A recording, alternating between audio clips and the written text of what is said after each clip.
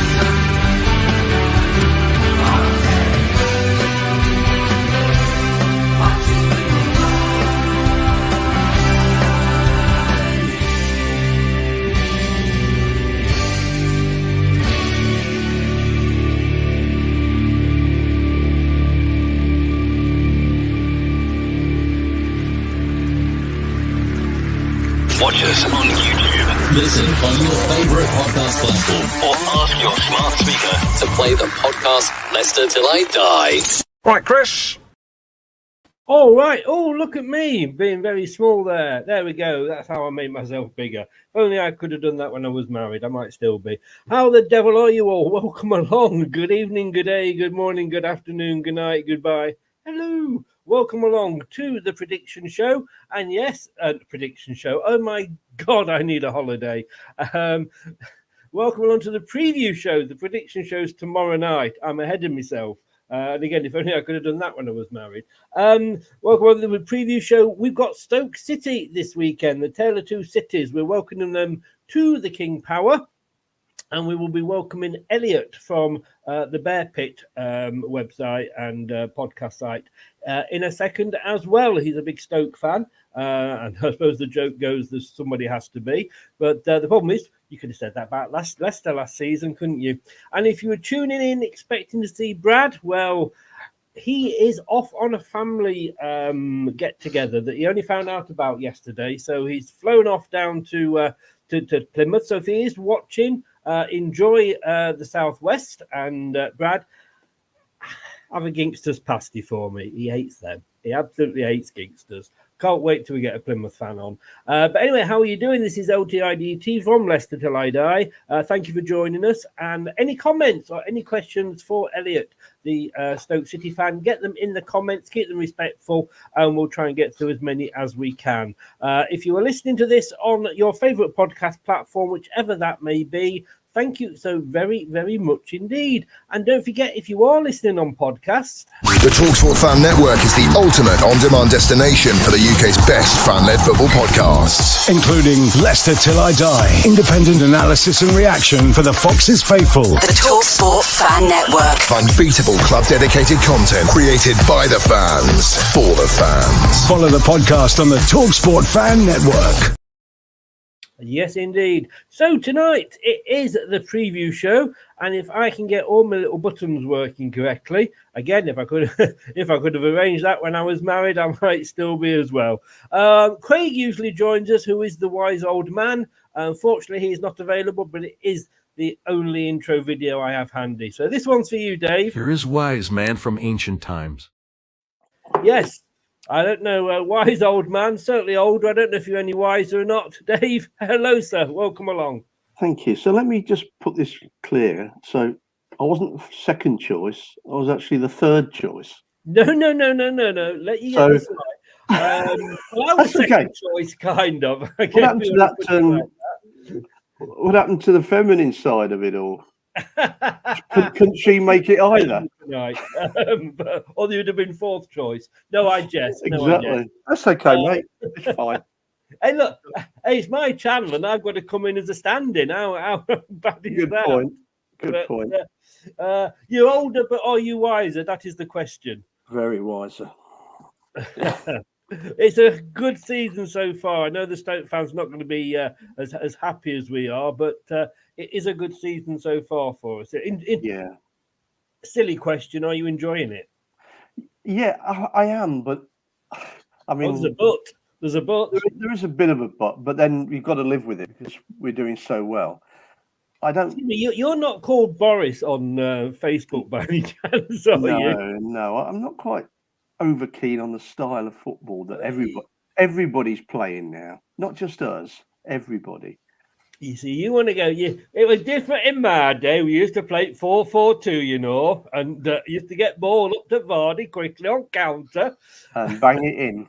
and bang it in the net. There was Boris who was on the watch along last night, and he actually complained. He said, "This is some of the most boring football I've ever watched." And I'm like, seriously? But look, everybody's entitled to opinion. And we're going to get an opposition opinion soon now, because we're going to bring him in. He's been waiting patiently in the green room, but without any of the trappings. First of all, I want to say hello to Highfields. Welcome along, Highfields. How are you doing? Let's bring Elliott in and say good evening, Elliott. How the devil are you? Yeah, I'm good. I'm not too confident, but I'm okay. Yeah, well, you know, everything's going to go wrong somehow. Look at Hull. We weren't expecting that one, and they beat us. Yeah, well, I mean, we couldn't beat them, so you know, swings and roundabouts. But look, welcome along. Give a shout out to your podcast and sites. Yeah, so it's the Bear Pit TV. It's a Stoke City fan channel. Been running for a couple of years since we were in the Premier League and everything, and now doing the same thing again in the Championship. So it's the Bear Pit TV on Twitter. The initials of that on Instagram, so it's TBP TV on Instagram, and then just everywhere else it's the Bear Pit TV on your Spotify, your Facebooks, etc. Well, there is a link in the description below on YouTube. So if you want to go and have a bit of pre-match and even post-match banter if we win, the link is there. Sorry, Elliot. If you want me to take it down if we lose, I'm quite happy to. A contradiction. We were just talking before we came live, and you, I think, are feeling the way that we were feeling last year. I mean, everybody's sort of saying like, "Oh, you know, you're Leicester and you're the well, when I say PSG, I don't want to be PSG after last night, but you're the Man City of the Championship." But look, we have had a horrendous 18 months, especially last season, and you know, I think it proved that saying where they say that, you know, you're too good to go down. Bollocks! You just, you know, you're too bad to stay up, if anything, and that summed us up. But you're not optimistic at all, are you? No, not really. Really long question, and no. No, it's more to do with the fact that I think some of our performances have been quite good. I think Southampton on the Sky game, I actually thought we were quite decent. I thought the football we were playing was okay. It's just the problem is that we're just not clinical enough. And in a sense, I'd actually be more surprised if we were clinical. We were playing an 18-year-old up front in his first ever start for us. So, you know, naturally he's not got the experience of someone else in that team who could maybe have scored in those positions. And, you know, I think some games was against Millwall in the second half. I thought we played really well against them, but, you know, lost that pretty much in the first half and it cost us the game. Huddersfield, mistakes, and all of a sudden you go from being 2-0 up and potentially even 3-0 up with offside calls to eventually drawing the game 2-2 because you've just made stupid decisions at the back. So, like, some of the football we've been playing has actually been really good, but we've got 9 injuries now. We've not got a full strength team. We're not going to be our best because of that. And coming up against what is, in my opinion, the best team in the league. One of my best mates is an Ipswich fan. I'll hate me for saying that, but he's not your best mate now. No, he's not. No. Sorry, Pete. I mean, Dave, you said before, and this was something that Boris got roasted for in the chat last night. Let's not put it to waste, but everybody's entitled to an opinion, and that was his opinion. He thinks that it's like totally boring football we're playing at the moment. Well, not compared to last year, no, because last year we didn't have an end product. This year, at least, we're playing boring football, but we're making that pass that gets us into goal-scoring positions. My only argument really is that, not argument, because we're winning, how can you argue?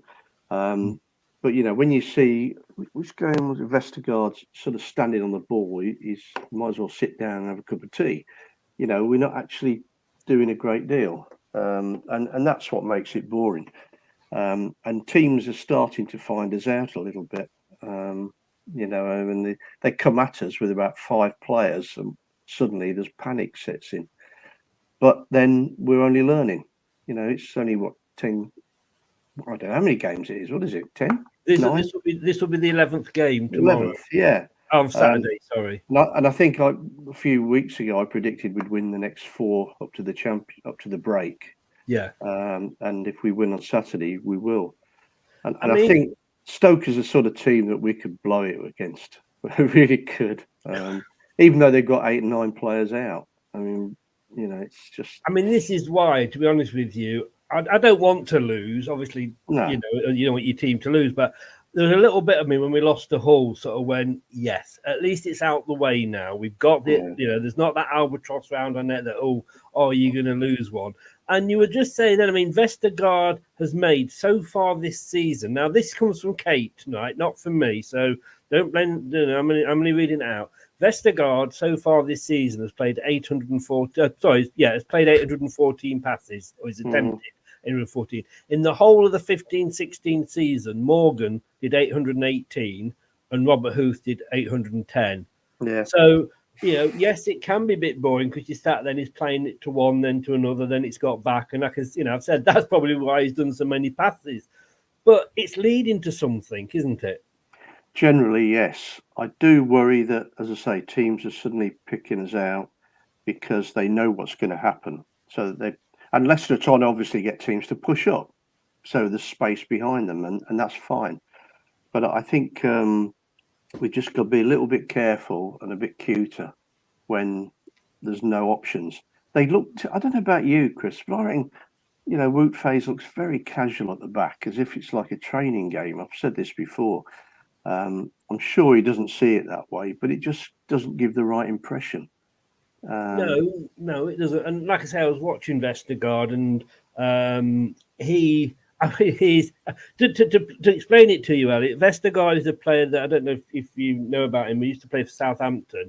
He was part of the team that we beat 9-0. Was signed by Rodgers and just never played because he just did not fit into Rodgers' style. Why he bought him, God knows.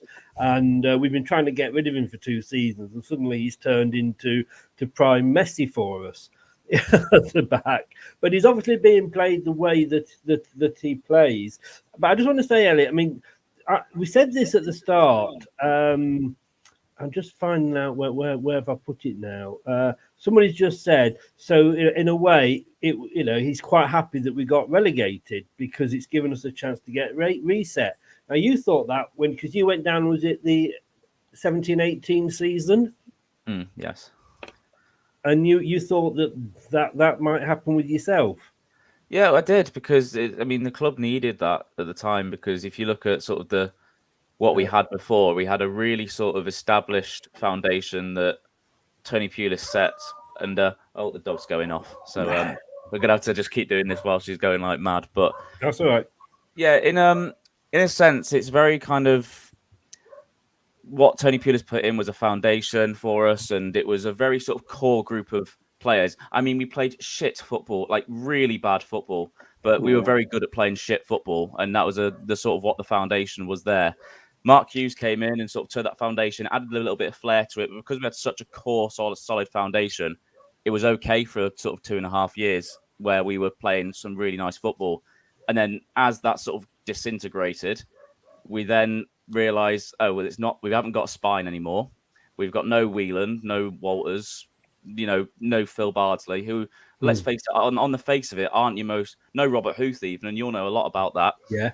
And then you look at it and you go, we're falling apart here. We've replaced these players with so-called superstars, and they're just not performing.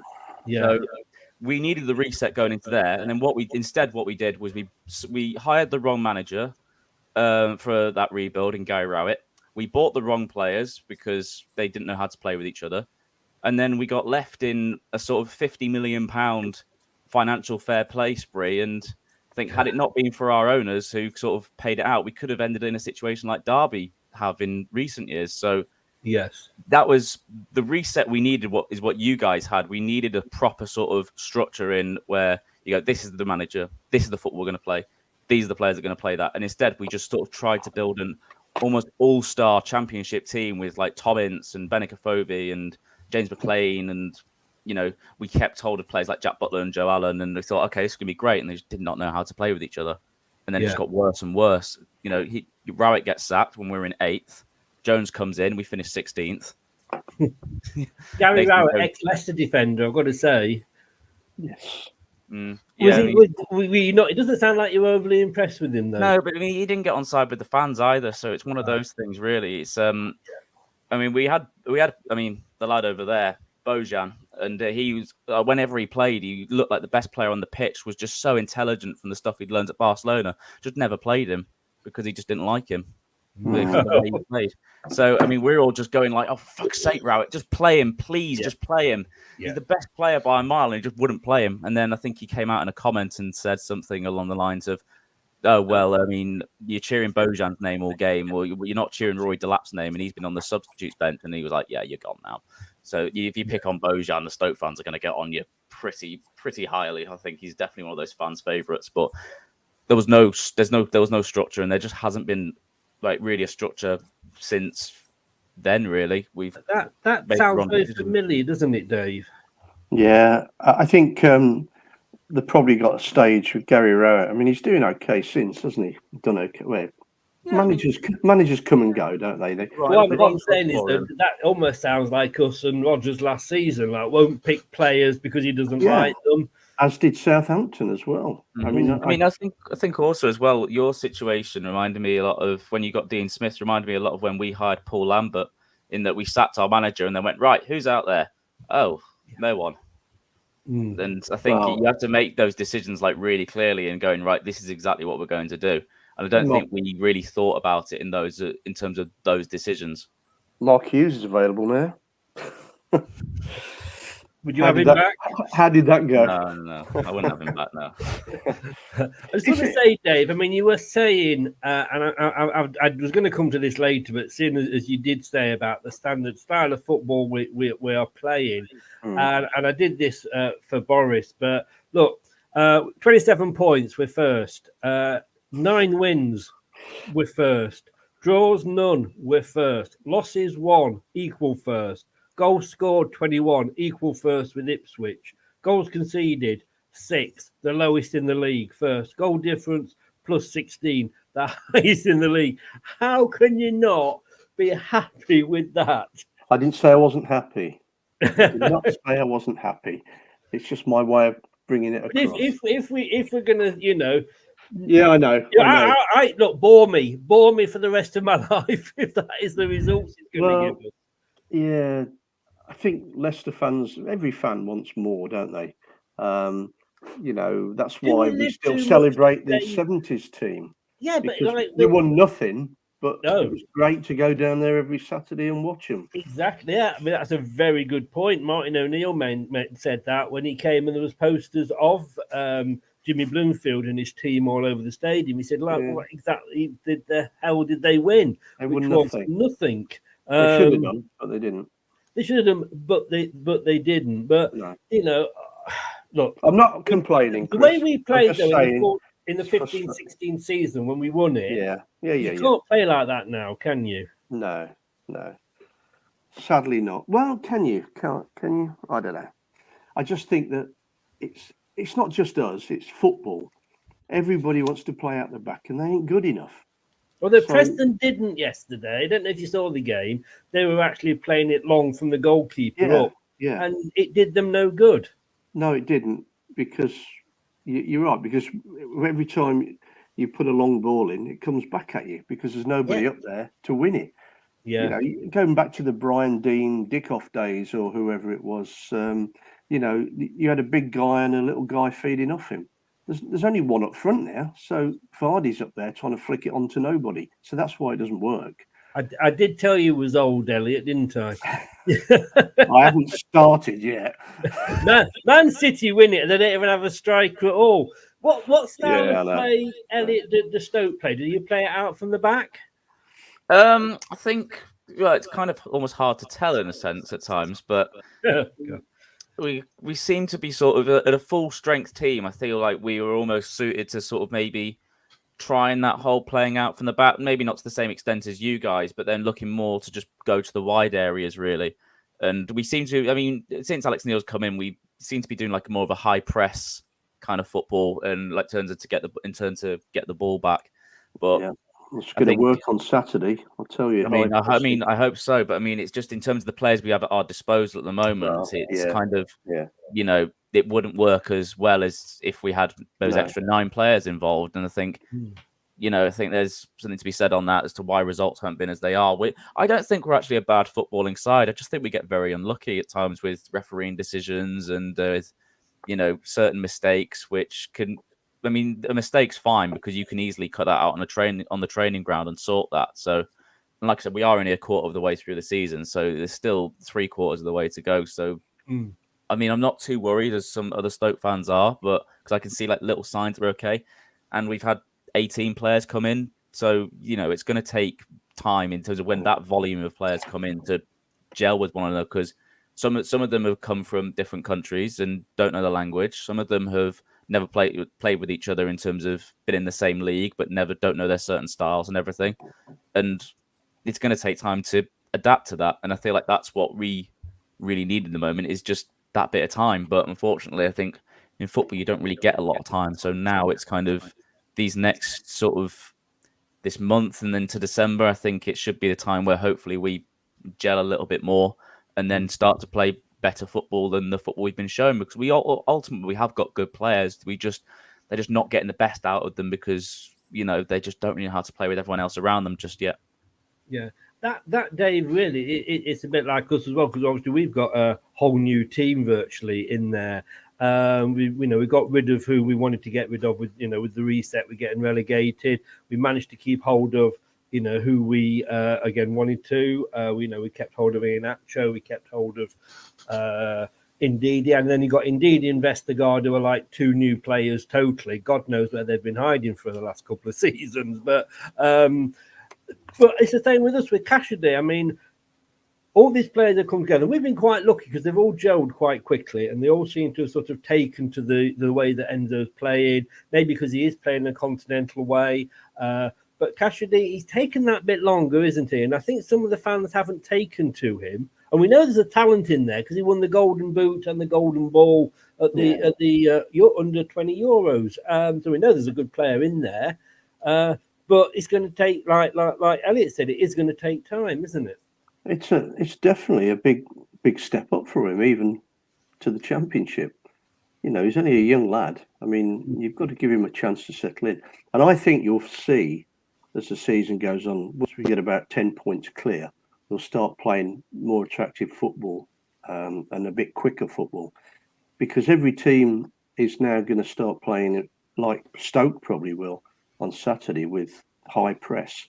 I mean, Neil's been to see a few of our games, I think, so he'll see where chances have been created. I mean, Blackburn created a few. You know, we always give chances away, don't we? So a team's going to pick up on that with a decent manager and just pushes and take a chance. It is a chance because we're so quick at countering.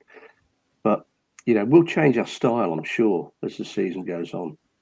Preston played last night, Elliott. And I've got to say that they were top, they have been top, and they were third yesterday when they came to us.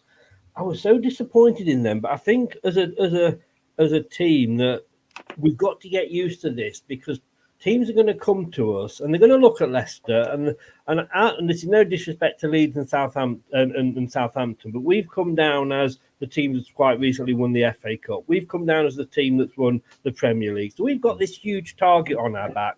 Everybody jokes with the Man City of the Championship, etc. But, you know, teams are going to come. If you leave tomorrow with a point, I'm sure you'll be happy. So do you think you will come and try and play for a draw? Because that's what Preston seemed to be doing last night. I think we'll try and tactically do something that will make us get the best result possible, but I don't really know what that is. I think maybe it's just like nullifying the midfield, which we seem to do pretty well against Southampton, and I think that might come into play a little bit more. And to be honest, with the Southampton one, it probably was fair that we should have got a draw from that as well, because free kick that got awarded shouldn't have been awarded. They probably should have got a man sent off. I don't want to blame the ref, but I am blaming him. But it's just one of those things that's just very unlucky for us. But yeah, I mean, hopefully just with a bit more luck that goes our way, really, because I think luck's a massive factor, and I think it's very sort of, looked down upon. Oh, we just need a bit of luck, and it's, it's true for us, I think, because we've just not really had that in these past games. And you look at results like Millwall, and it's like we played Millwall off the park in that second half, and surely we should have done something. But then, like I said, if you don't take your chances, then you're just not going to progress, and that's just our problem at the moment. Well, if you remember, it was very similar with Brighton, their first league season back in the the Premier League. They were brilliant, but just didn't score, and they could have got relegated that year, and then went on to do what they've done. But you're right; it's not about how many chances you have; it's whether you put them away. And I think you've had a lot of shots, haven't you? But not that many on target. Or well, Tyrese Campbell's a perfect example of that. I think he's had the most shots this season without scoring.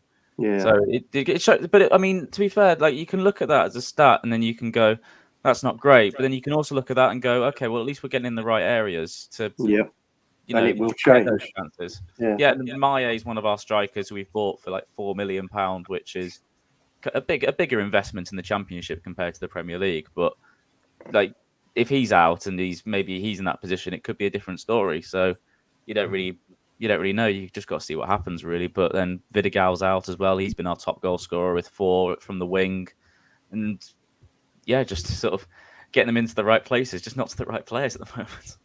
We know all about injuries, don't we? We used to have Harold Shipman as our club doctor, I think, last couple of seasons. But you said about the ref there, and apparently the referee for the weekend game was going to be the guy who was on VAR for the Liverpool Spurs game. Oh, really? Yes. Wow. I think it was either the Preston game or it's the Stoke game. It was one of the two, and he's been taken off. And I know what you're saying about blaming the ref, and I have to sit in. I do the watch-alongs every week, and I'm sat here, and I start to have a go, referee, come on, that wasn't a foul. And I'm thinking, no, bear with it, because we haven't got VAR. And I tell you what, I had got made to the Burnley fan, Dan, and when he came down last season, he said the same. It was brilliant not having VAR and just having the ref's decision. I must say, Dave's my boss because we do a radio show, and Dave's my boss on that. Don't know if you had any complaints, because I played Robin Thicke blurred lines for all Liverpool fans. I don't know how that went down, whether you got any complaints or not, but I shouldn't ask, should I? As it was against Liverpool, no complaints. You ignored them. Agreed. Yeah. Isn't it funny though? When it's Liverpool, they're going to want to replay it and all this. They come out with all these Sheffield United, Arsenal things and nonsense like that. Yeah, when we played at Anfield, I think the escape season, Wes Morgan was lying on the ground. They kicked the ball against his head and got a penalty. Because it was at the Cop end, and I think they got 2 penalties at the time, didn't they? Or at least they got the one. And I'm thinking, well, hang on a minute.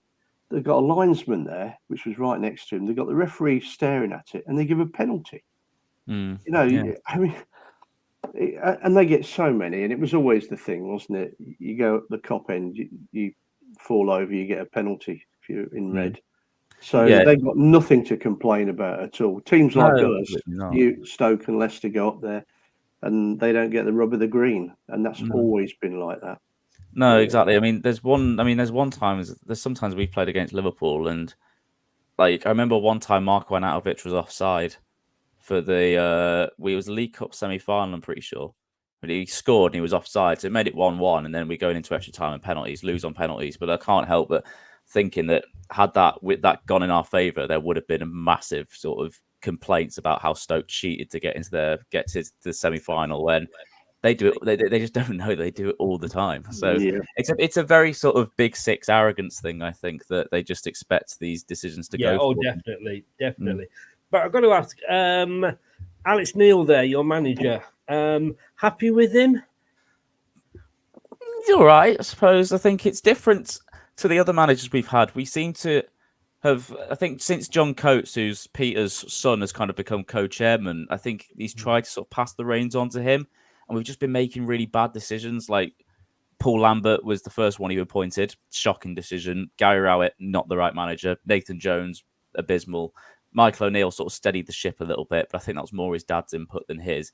And then Alex Neil's come in, and to be honest with you, it's at first I thought he's not great, but then I also thought he's got a terrible squad to deal with that would have gone down, I think, had Michael O'Neill still been there.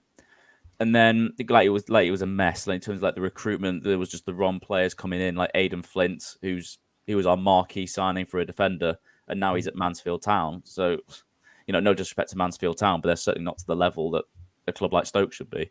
And then, like now, even if it doesn't work out for him, I kind of respect him a little bit more than the other managers because he's gone, right, I'm going to take the whole thing. There's a cancer in the club. I'm going to rip that cancer out, and then we're going to basically do this my way, complete reset. And even if it doesn't work, I'll respect him just for that because he's the only manager who's gone, we'll do a whole reset on the entire club from recruitment to like director of football to, the way that the coach to some of the coaches. Like there's no coach left from the previous manager now.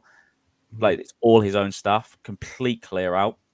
And I think that's almost helped us because now it's now an Alex Neil team really. Because it's new players and like I said, 18 new players as well, new coaching staff. So I respect him a lot for that. And even if it doesn't work out, I respect him because it's, like I said, it's what the club needs to go into that next direction. So the new manager, if he does get sacked, then go, oh well, that's actually what we need if we're going to go any further. Complete reset. So yeah, in terms of that, Jones, fine. Was that the Luton and Southampton manager? Nathan Jones, was Luton and Southampton. Yeah, So I'm just looking here. I mean, even going back to Tony Pullis, 333 games you had him for. They seem to be getting an average of sort of 36-35%. Your managers, but look, we had the same problem, didn't we? With Rodgers, started off well, and then it all went wrong. And I've got to say, I'm eating humble pie here because when we signed Enzo. Dave, I was excited, but I wasn't confident because of his experience. He's new to this division, etc., etc. I wanted the Ipswich Town guy or even the Blackburn Rovers guy. They were my first two choices. But talk about eating all the pies. I'm eating all the humble pie with everything that Enzo's doing. We look like we've got it right this time. Well, we do, but it's early days, isn't it? You always remember it's early days, and teams are already trying to psychologically screw us by saying we're a Premiership side in a Championship. That if the players suddenly start thinking that, then we're done. He's got serious trouble trying to keep their heads on. I mean, I'm sure as a professional they shouldn't, but you know what it's like with players. They get a bit above the station and suddenly they're doing a James Maddison or Tielemans and swanning around and not putting the work in, and then we lose at home. Then we lose another one. So he's got a job to do that. So the style of football, I suppose, is irrelevant. If other managers are trying to get at us that way, then we've got to be careful. But yeah, so far so good. I was interested talking about Alex Neil because he gave up a pretty decent job, didn't he, to come to Stoke? And I was surprised at the time. I thought, well, why? So he obviously, had a massive plan about what he wanted to do and mould it into his club almost. Yeah, and I think that's the perfect club to do that because complete, like we've seen this season, complete reset. And I think there's some things at Sunderland. I think there was things more kind of board decisions where he just didn't. I don't think he really likes the board signing players. I think he likes, doing it in the structural way from like sort of head of recruitment to director of football to manager rather than almost the owner signing someone. I think Sunderland did that a little bit with their players. And he was completely against it and didn't like it. So I think he did that and then realised there was a job at Stoke where that was kind of all in his own hands and he could roll it with it how he perceived to roll with it. And I think there's some things in the press with Alex Neil. I think he says certain things that is not actually what he means, but is more of a message to somebody else. So there's one of them was when, actually, funny enough, when we sold Harry Souttar to Leicester, I think he said something like, "Oh, it's not very likely that Harry's going to be sold now." And I think that was more of a thing to Leicester to say, if you want him, then up your offer. And then you went from 10 to 15. So I think there's that went well. Can we have him back? He's great. Yeah, you could have him back. Yeah, it's funny, isn't it? We sold Harry Maguire for 80 million. He was brilliant for us. Now he's a Premier League player. It's about 30 million, I think. Yeah, you have to pay us a little bit more. Thing is, though, talking about, and I was going to talk about Harry Souttar, so we might as well go there now. Are you surprised that he hasn't been included as much this season? I mean, he came. He was a Brendan Rodgers signing. He looked absolutely brilliant. He reminded me very much of the style of Harry Maguire. He came in, did all right, I thought, and then there was coming out the rumours that he was tired after a trip to Australia for the team. He was dropped by Rodgers. Then Dean Smith came in and he didn't pick him, and now Enzo hasn't picked him, but I think that's more of a style thing. But he played the other day against Liverpool because of injuries and what have you, and he was absolutely brilliant. You know, he was as good as anybody else on the pitch for us. Are you surprised the fact that we're not using him? Yes, 100%. I thought you build your whole defence around him in the Championship, I'll be completely honest. But I think he's maybe a system thing, but I mean, if Vestergaard's in there, and I can't see any reason why Harry can't be. He's big size. He's good. He's good with his feet, so I don't see why there's almost a problem there. But it could be one of those things where a manager has favourites, and he's sort of favouring Vestergaard as well. But yeah, I think Harry's brilliant. There's a lot of opposition there for him. I mean, he's got Connor Cody who's fit now. Wout Faes is pretty decent on his day. They like to play the ball out, which I don't know whether that Souttar would be able to do that. From what I saw of him last year, he was very much a proper defender. You know, he can play the ball out from the back. Yeah.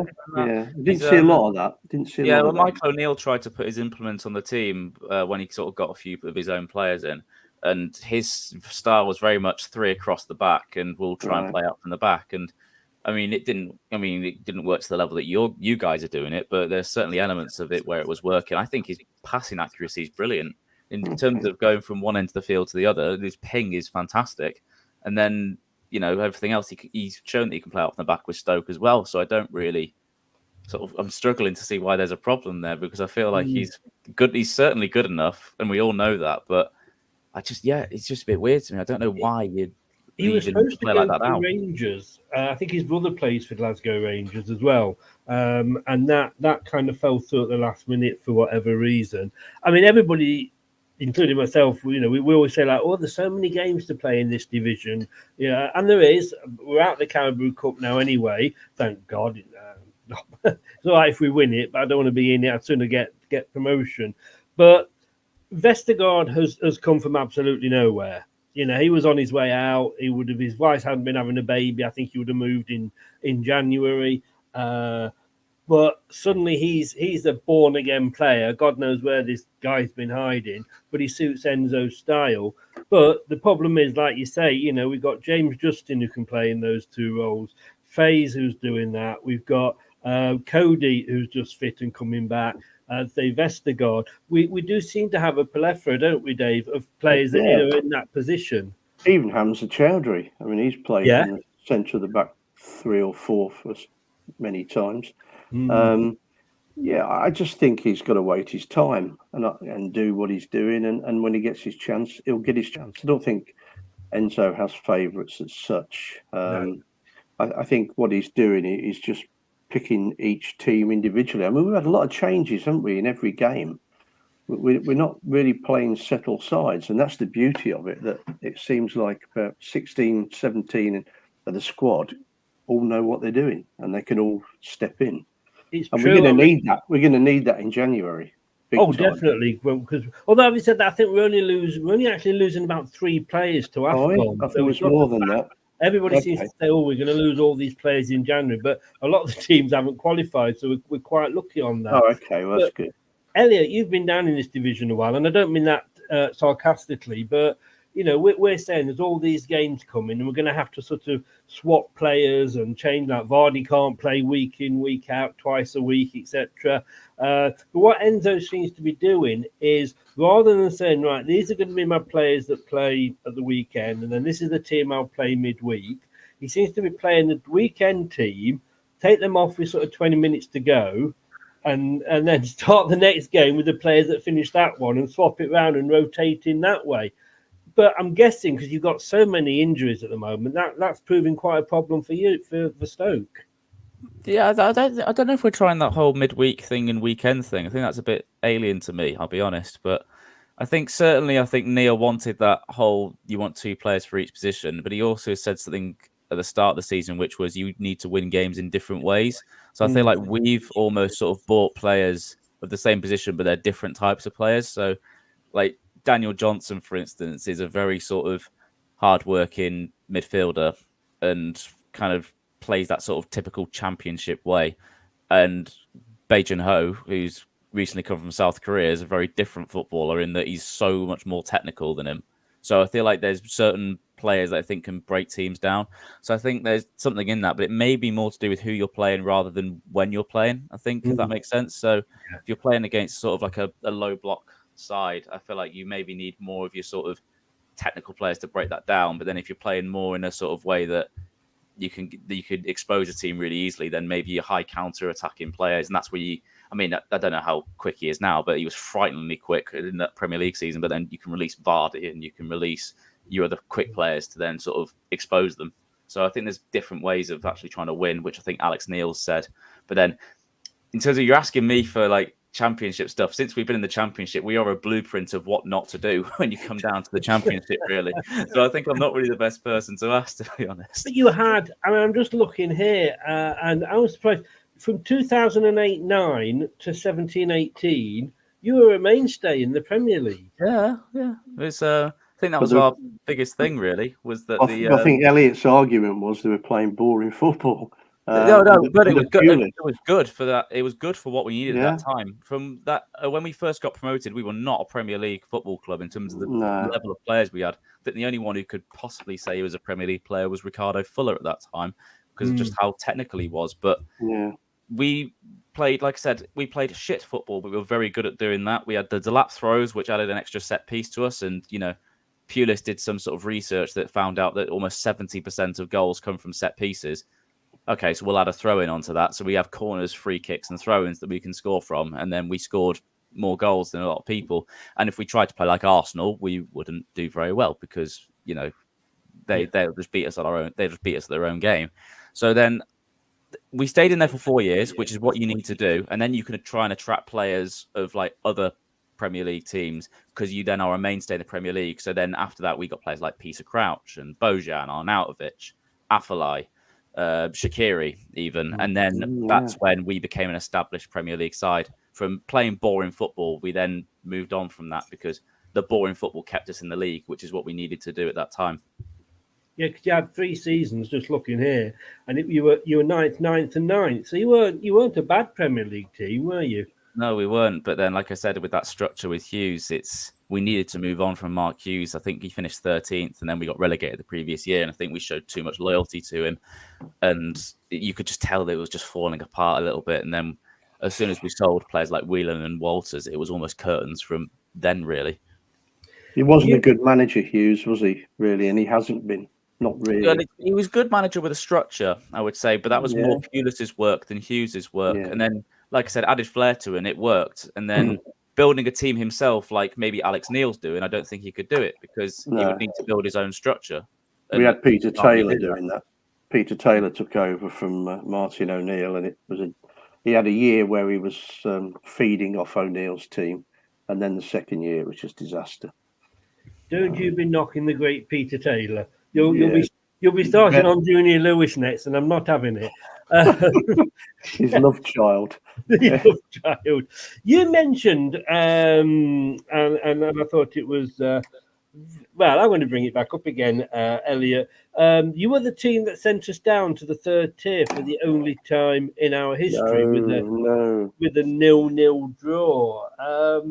But I think we've actually got to say thank you, because we had, like you said, we'd had so many years previous to that in the Championship where we were bobbering along at the bottom. We were like bottom feeders, and we just managed to sort of stay up with a few games to go or whatever. We're going absolutely nowhere.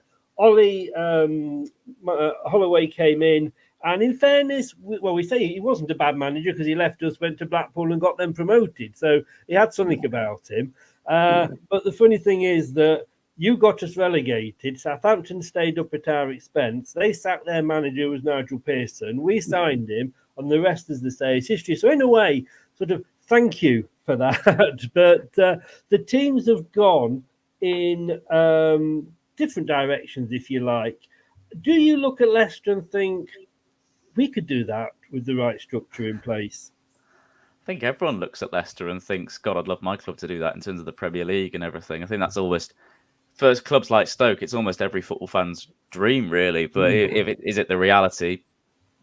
Maybe not. I think you're the only one who's lived that fairy tale. But I think with the right structure in place, I feel like we could definitely sort of get to where you guys are now. I've always looked at, even before you won the Premier League, I've always thought Leicester and Stoke have been like fairly similar sized clubs in terms of we're very good.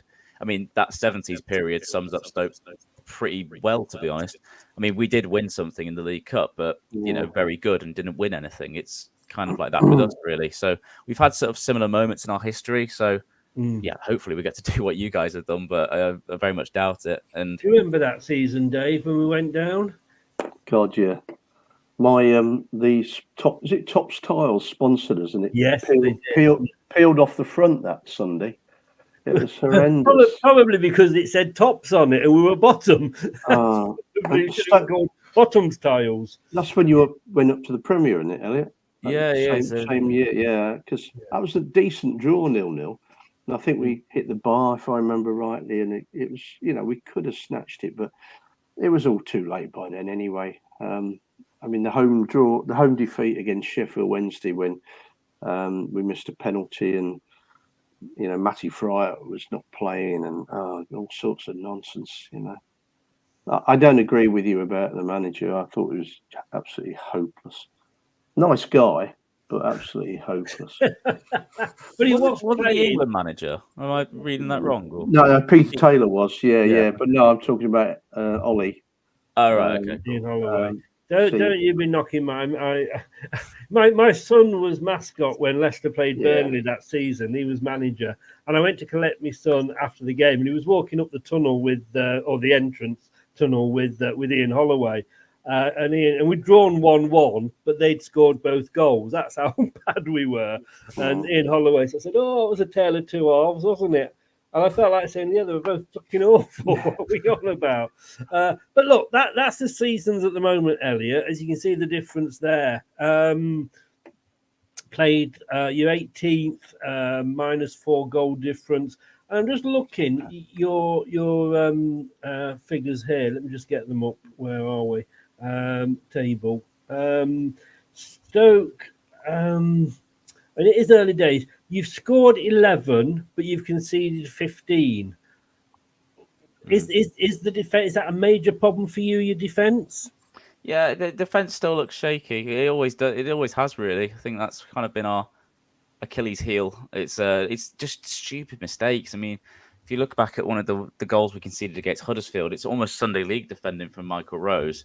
And then set pieces is another one from us. We can't seem to defend set pieces, which is, if you can't defend set pieces, like I said before, that's 70% of goals where those come from. And you can cut out just so many stupid goals from doing that. And I think had we sort of taken out the set pieces, we probably would have only conceded about, I don't know, probably even half of that, maybe less than half of that from what we've conceded. So, yeah, it's just one of those things. We just don't know how to defend corners and free kicks. It's frustrating me so much. But like I said, it's something that you can work on in training, which is kind of, at least we're not conceding just because of how bad we are. It's more just because of the mistakes, which is kind of encouraging almost, really. But like I said, still a quarter of the way through the season, still got the rest of it to go.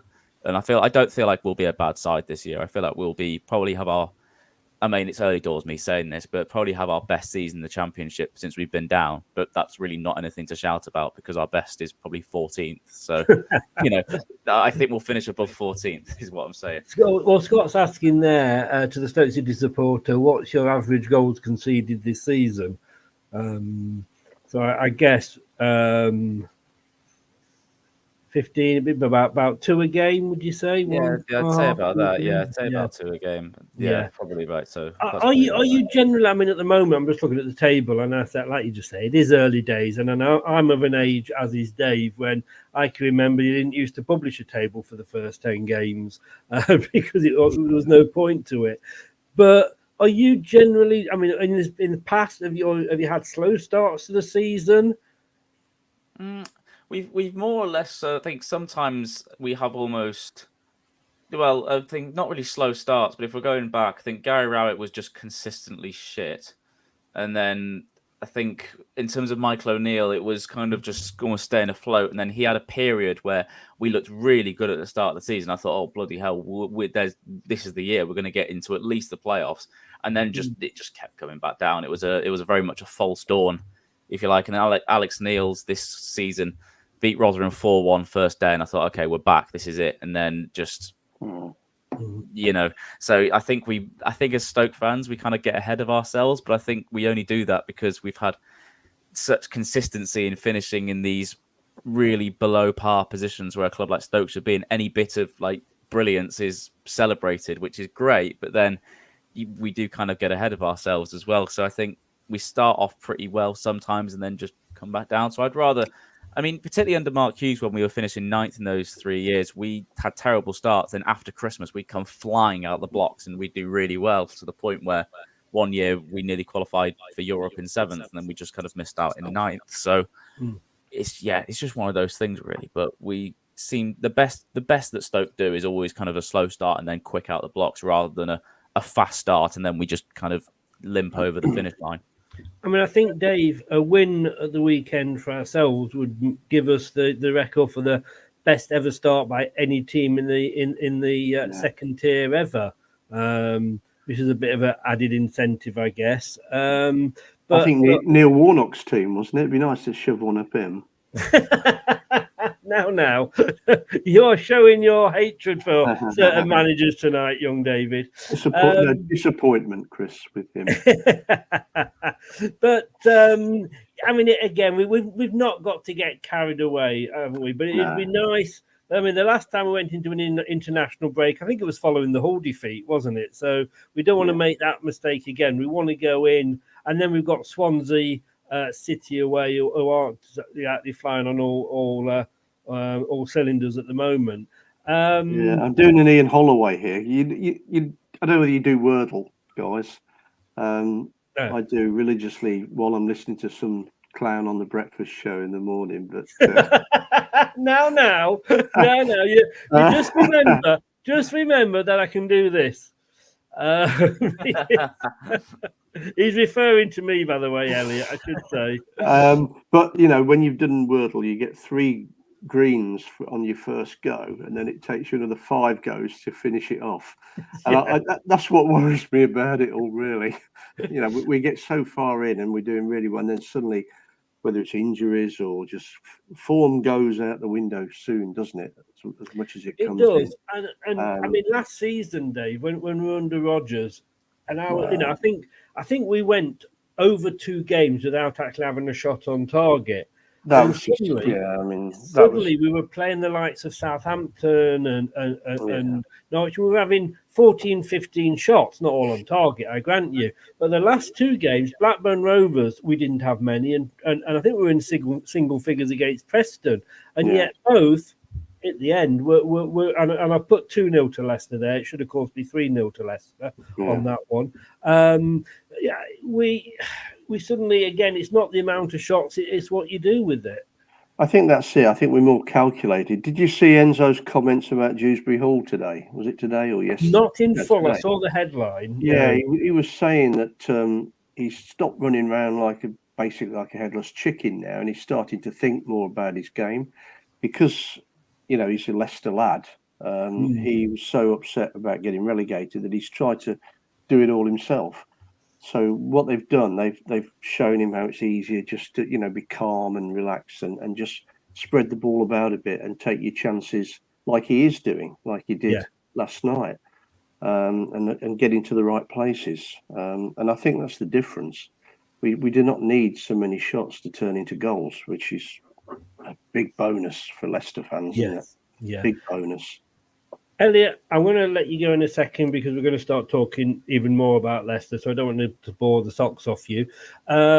You've got Leicester this weekend. We've got the international break, and then you've got Sunderland. Important weekend for you. So important 2 games for you, I mean. Important month for us, really. We've got Leeds, Borough. Wow. You looked at that start. I mean, we looked at Borough. I mean, Borough maybe not so much now because they're not done great, but we looked at that start of the season and thought, oh, shit. And so I think it's sort of the worst. The form has kind of almost come at the worst possible time, really, to get confidence. But Borough have just started to hit form as well, haven't they? Well, yeah, maybe. Well, I mean, I'm not as worried about them as I was before, but I mean, it's a very important month for us, and we need to kind of, get points under our belt. I think the Sunderland game will be a good game because the history with the manager and everything. I feel like the fans will almost turn up to that one, which may give us a bit more of a boost than compared to maybe the other matches. I think Leicester. I think most of the fans, I'll be honest, have just written it off and just said, right, we're going in here. We may as well forfeit the game when we play. It's kind of one of those because of our injuries. Yeah, right. I've heard that before. So I think, I don't think we're expecting much from you, to be honest, and I'm not really either. I'm not going to the game actually. I'm working, but then I'll just look at the phone and go 3-0 Leicester. Yep, fair enough, and then just move on with it. I don't think you get a ticket now, could you? It was sold out. I think. No, it was sold out. They are sold out. Quickly, but, I mean, I couldn't go anyway, but which is a shame. But yeah, it's one of those that was just kind of a bit of a write-off, really, considering where you are and where we are. Right. We're just not on the. Well, you are a Premier League team, and you have those players. You see, here he's cycling out again, Dave. But you kept hold of your best player. You kept hold of your players in the Premier League, and then you've added to that with quality players for this level. And I feel like that's too much. I would argue with that, Elliot, that we're not a Premier League team because if we were, we would be in the Premier League. We literally have got, I would say, about a third of the players of the squad that we had when we were in the Premier League. I mean, we did a thing for transfer when we look back at the transfer window, and the amount of players we released is almost double the amount of players that we brought in because we had so many players that were out of contract. And the great thing was we might have kept them had we stayed up. But because we'd gone down, we thought, no, we're going to have this, this reset and this clear out, and got rid of them. So I think that, like Dave said earlier, I think it's you guys trying to psych us out by saying with the Premier League. No, not really. But I mean, you've kept hold of Vardy, you've kept hold of Dewsbury Hall, you've kept hold of Ndidi, and I think those players for this level are just. But Ndidi, last 2 seasons, has been bloody awful. But then in the Championship, it's a little bit, different. He's playing different positions now. He's playing up front almost, and all he was a holding defender midfielder, which was useless, really. He was the new Kante, wasn't he, when we signed? Well, suppose. Well, so he looked really good for 2 seasons, and then Rodgers destroyed him. And the funny thing is, like, when we were in the Premier League, it was Ndidi holding the ball up for Vardy running off. Now it's the other way around. Vardy's holding the ball up, Ndidi running. I'll tell you what, he's not only twinkle toes, Wilfred Ndidi, but he's actually going to do a special appearance on Strictly Come Dancing this weekend. That's how good he is at the moment. But look, I need a prediction off you. I don't think it's going to be very favourable, Elliot, but go for it anyway. What are you going to go for your score prediction? I'm going to go for a 2-0 Leicester win. I think it's kind of one of those games. I think it will be, you'll beat us fairly convincingly. I think we'll put up a fight, but I think it'll just be too good for us. So I think we're just not there. We're not where you guys are at the moment, if you like. But I think it'll be a 2-0 Leicester win. And I think Vardy will score against us because for some reason I just always think Jamie Vardy scores against Stoke. So I'll put Vardy to score, and then I'll put Dewsbury Hall. I think those two will do so. I think those two will score. Well, I'm going to go 3-0, but don't be too put off by that because the last time I went for a 3-0 win was against Hull, But I think Vestergaard will pop up and get a header. I'm waiting my favourite player at the moment, Vestergaard. I've gone 3-0. Dave, what are you going to go for? Well, I was very nervous about the whole game because you and what's his name that was on with us was so confident this was going to be the big one where we hit a few goals. I just know Leicester, so you know that it could be a 0-1 again. He's a decent manager. He knows what he's doing. I only bring Dave on here to cheer me up, you know. Happy talky, happy talk. I only do it because if I'm wrong, I'm happy. I think it'll be tight. I think it could be a 0-0. Right, okay. Having said that, I did predict a draw against Preston, and look what happened there. So I hope you got them wrong, but who knows? Elliott, look, mate, I obviously don't wish you much luck for the weekend, especially now that you've reminded me that you sent us down that time. But thanks for that. You probably did change the course of our history. But no, for the rest of the season, look, I still think of Stoke as a Midlands team, and I want you to stay up there. Give Leeds a kick in as well. And give Leeds a kick in as well, exactly. But no, thanks so very much, mate. Good luck for the rest of the season. Again, give a quick shout out to where people can find you. Yeah, so thank you very much for having me. I've really enjoyed it. Enjoyed talking about my club's failings over the years, and it's if you want to check us out, it's the Bear Pit TV. We're on Facebook, we're on Twitter, and we're on Instagram, the main ones, and then like YouTube platforms and everything. So you can check us out if you really want to, and come on, Stoke. Brilliant. The link is in the description below. I kind of just say, mate, you do have my sympathy because last season that was us. we came on. We were just so. I mean, I've been it for 6 years in a row. We still were feeling that way, but I think you've got the right manager now. Yeah, so, I hope so. I mean, the Bristol game was kind of when we went 2-0 down. I went right, get him gone, and then we came back to 3-2 and went, he's all right. We're not fickle, are we? Yeah. No, we're not. If you look at football fans in the dictionary, it does say fickle next to it. Fickle, you know. But look, Elliott, mate, all the best at the Parsay, apart from Saturday. Have a good season, and no doubt we will speak to you for the return game as well. Thank you very much. Cheers. Thanks a lot, mate. Nice Take care. mate. Bye-bye. Thanks, cheers. Oh, Dave, come on, give me a smile, mate. Yeah, nice guy. A nice guy. Yes, he is. But I mean, and I find, and I did say to him because we were talking before you joined us. I said, please don't take it too personally the fact that we're all upbeat and smiley and happy because this time last year we weren't, and everybody's going like, "Oh, you're the PSG or not PSG now, but the Man City of the Championship. You bought these players, you've done that." But look where we were last year. No purchases in the summer.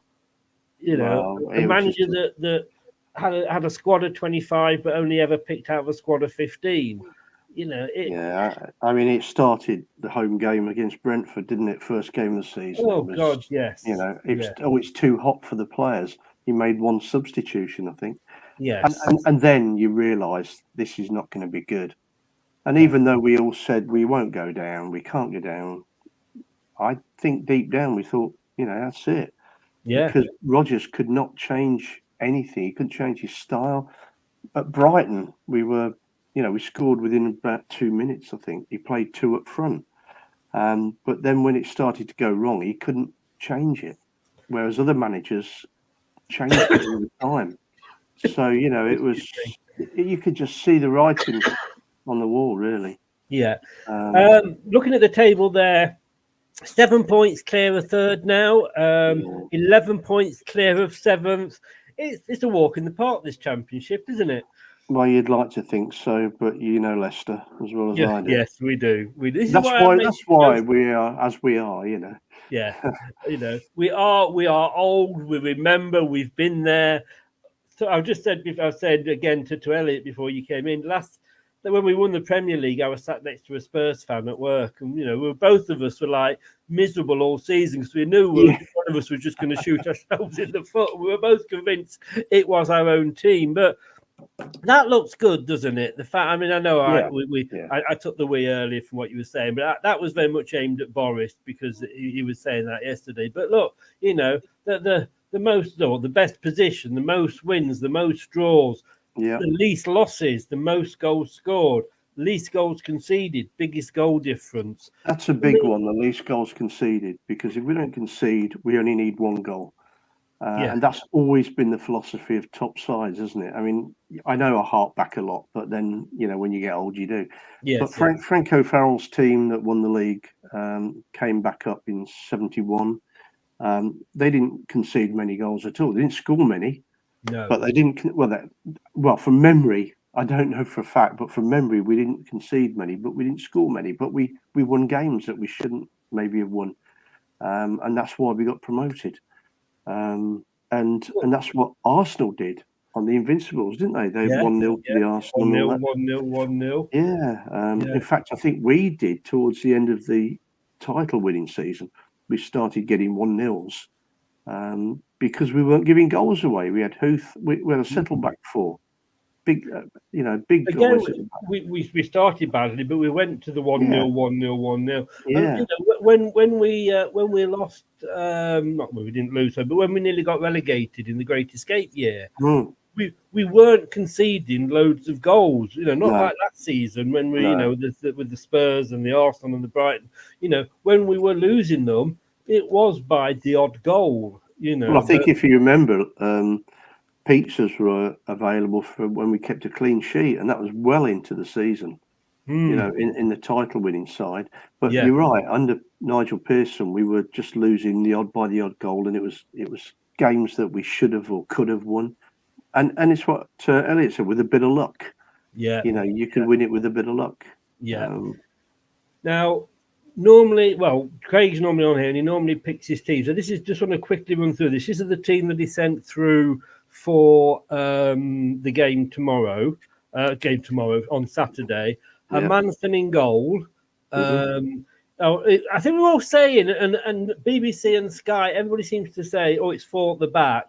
But Ricardo generally goes midfield and leaves the 3 at the back. So you got Justin Faze, and he's brought Vestergaard back, which is interesting. Maybe that's because Harry's not Harry Suter. Cody. He has been injured and he's played literally 2 full games, so he may rest him. Dewsbury Hall, Winks, Ndidi, Mavadidi, Fatawa. He's not giving his full name up there, but it is Fatawa. Now, Vardy up front, is that a shock for you, or would you start with Iheanacho? Or what would you start? I mean, how do you think of the team? What do you think of that team? Would you have gone for that team? Good. Vestergaard, Cody, as you were right, it's been injured, so it might be. As we've had so many games, we've got to be so careful. But I'd definitely start with Vardy up front. Definitely. I think, I don't know, it's interesting. I think that's a pretty decent lineup. But as you say, I think it's a very strong lineup. And I think the thing with Vardy is, and we know he's not going to start every game. He's physically not going to be able to. No. But I remember he's got a week off. Sorry? He's got a week or so off, hasn't he, afterwards? Yes, he has. Yeah. But I mean, when Iheanacho comes on, I mean, you're right, he got the goal yesterday. I mean, that 1-2 he did. I don't know, did you see the game at all? Yeah, yesterday? I saw the highlights. Yeah. That 1-2 that he did with himself.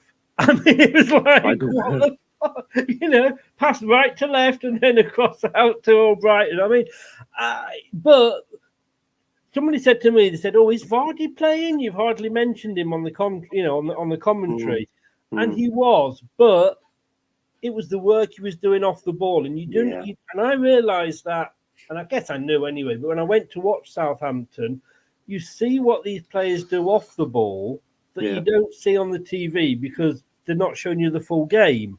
No, that's right. I'm not mentioning Vardy, but the balls weren't being played through to him.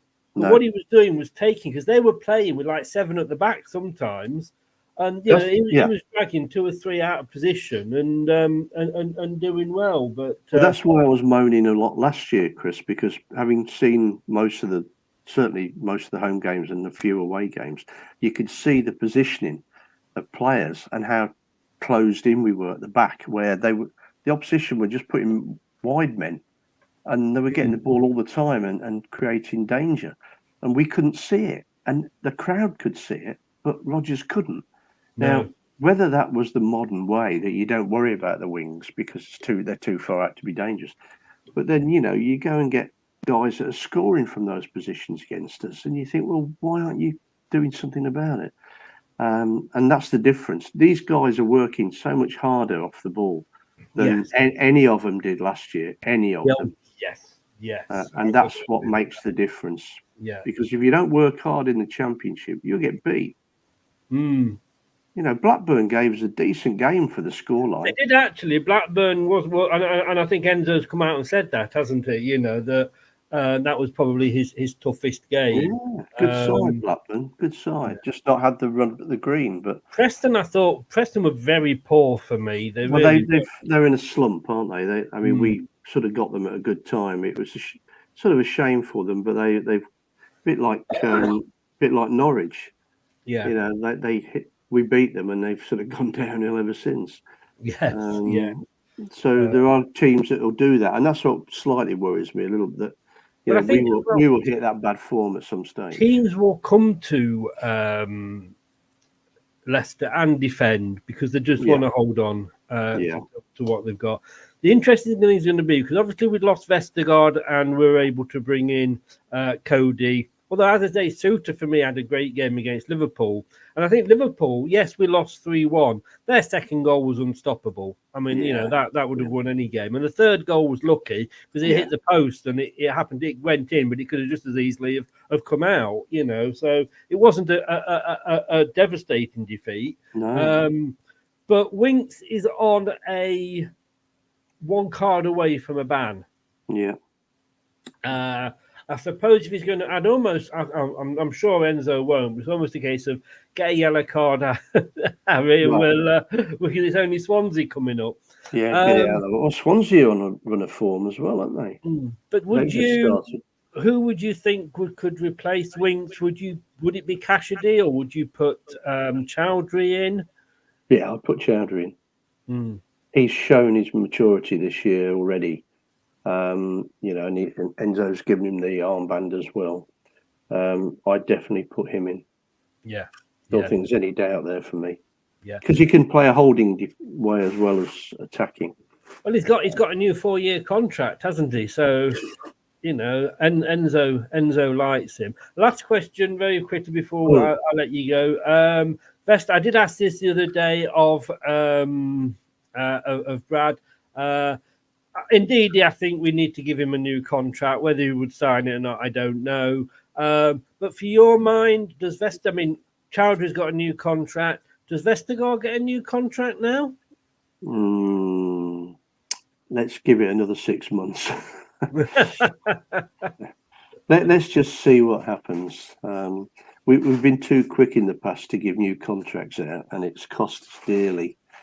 So I think we've been too quick with Chowdhury, though. I mean, he's not played as much. Well, no, that's right. There was rumours he was going to go, and I think that the coming back and then the way he's started the season has actually shown that he is maturing. And that time at Watford probably did him good. He wants to be at Leicester, which is always a bonus, isn't it? And I think he's deserved it. Same with James Justin and people like that. They've deserved it. Because they've proved themselves. They have. Dave, it's been a pleasure, sir. Thank you so very much for coming on. Catch you tomorrow, mate. Yeah, I'm. Thank you for telling me that I'm that interested on the show that you do a Wordle at the same time. it only takes me about a minute to do my Wordle. Is it? If it's a 4-letter word and it starts with F, I can tell you what it is. And can I just say, I do love your, was it the top 5? Oh, the top 10 of everything. Top 10. I mean, good God, what is wrong with America? I had Nate. For those of you that are listening, I do the morning show on Surrey Hills Radio. Do tune in. Check out the brand new website, surreyhillsradio.co.uk. It's a fantastic new website. It looks brilliant, and all the links are on there.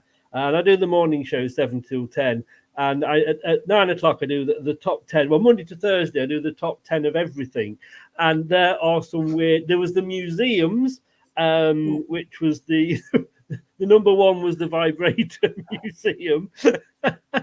I do look at it every morning, and I'm thinking like, oh, is Dave sat there now listening to this going, oh my God, not another one?